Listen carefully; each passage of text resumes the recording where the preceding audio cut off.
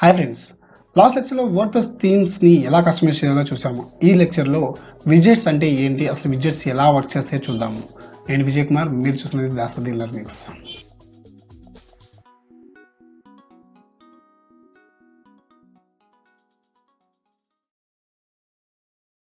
Hi, welcome to Dasarathi learnings.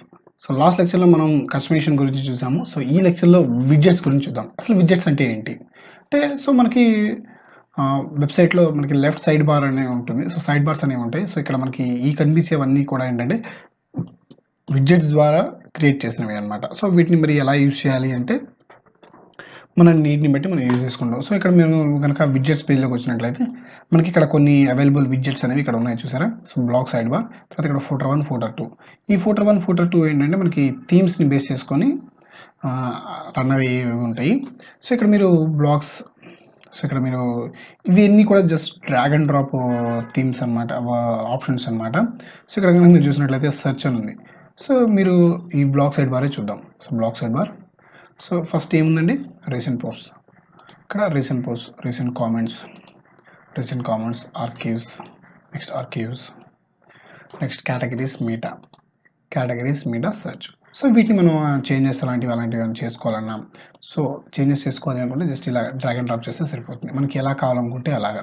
So categories next రావాలి. So ఈ విధంగా మనం చెక్ చేసుకుని ఒకసారి రిఫ్రెష్ కనుక చేసినట్లయితే ఆటోమేటిక్గా చేంజెస్ అనేవి జరిగిపోతాయి. So first search, recent post, categories, recent comments. So ఈ విధంగా మనం చేంజెస్ అనేవి కూడా చేసుకోవచ్చు.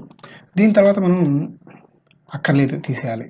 సో ఇక్కడ ఇందులో మనకి ఈ పర్టికులర్ డేటాలో మనకి ఈ మెటా డేటా అనేది మనకు అక్కర్లేదు. సో దీనికోసం ఏంటంటే, సో దీన్ని క్లిక్ చేసి డిలీట్ అంటే ఆటోమేటిక్గా అది డిలీట్ అయిపోతుంది. సో ఒకసారి రిఫ్రెష్ చేసుకుంటే మనకి మనం చేసినటువంటి చేంజ్ అనేది అప్డేట్ అయిపోతుంది. సో ఈ విధంగా ఈ బ్లాగ్ పోస్టులు అన్నింటిలో కూడా మనకి ఈ విధంగా సైడ్ బార్ ఎక్కడైతే ఉందో మనకి అక్కడ అన్ని చోట్ల కూడా మనకి ఇదే విధమైనటువంటి మనకి స్ట్రక్చర్ అనేది కనబడుతుంది. సో మనకి మోస్ట్ ఆఫ్ ది బ్లాగ్స్లో మాత్రమే మనకి ఈ టైప్ ఆఫ్ ఇది కనబడుతుంది. సో మనకి యాడ్స్ పోస్ట్ చేసుకోవాలన్నా, తర్వాత యాడ్స్కి సంబంధించిన లింక్లు పోస్ట్ చేసుకోవాలన్నా కూడా మనం వీటి ద్వారా మాత్రమే చేసుకుంటాము. తర్వాత ఇక్కడ మీరు చూసినట్లయితే ఒక ఇమేజ్ని యాడ్ చేసుకోవాలి.